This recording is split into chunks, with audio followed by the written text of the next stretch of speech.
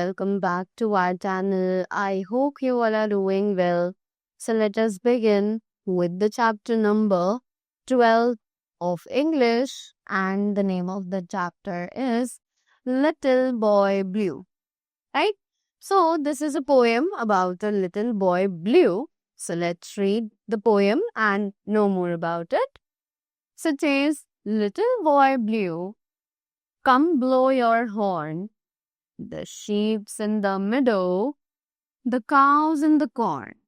तो ये कह रहे हैं कि जो लिटिल बॉय है, राइट, जिसका नाम है ब्लू, उसे एक्चुअली बुलाया जा रहा है ताकि वो अपना हॉर्न बजाए, ताकि जितनी भी शीप हैं मिडो में, यानी कि जितनी भी शीप वहां पर घास चर रही हैं, राइट, द काउज, जो भी काउज वहां पर they are grazing, right, where is the boy who looks after the sheep.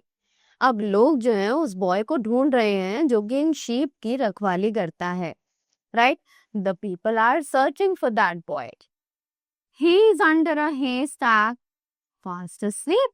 पर वो जो बच्चा है जो उन गाय की, जो उन शीप की रखवाली करता है, उनकी देखभाल करता है, वो actually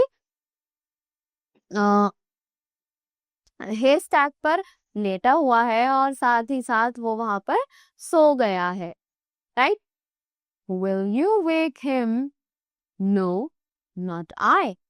For if I do, he is sure to cry. तो अब पूछा जा रहा है कि they're asking कि उसे कौन उठाएगा. तो the narrator is saying कि मैं तो बिल्कुल नहीं उठाऊंगा, क्योंकि मुझे पता है जो भी उसे उठाएगा या मैं अगर उसे उठाऊंगा तो वो रोने लग जाएगा, राइट.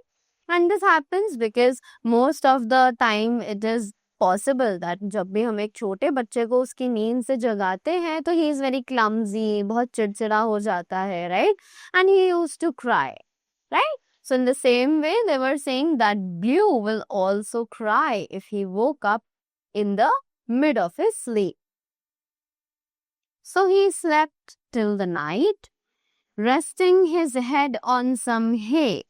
तो इसीलिए उसे किसी ने नहीं जगाया और वो रात तक वहीं hay पर सोता रहा और उसके सर को थोड़ा सा आराम मिला. An owl came out and hooted, and the little boy ran away. और जैसे ही रात हुई तो एक आउल यानी कि एक उल्लू जो था वो रात को बाहर निकला, और जैसे ही उसने हूट करना शुरू किया तो जो बॉय था उसकी आंख खुल गई, वो डर गया और वो वहां से तुरंत ही भाग गया, right. So that was all about the poem. I hope you all enjoyed it and you all got the points. So that was all from my side. Thank you so much and do have a great day ahead.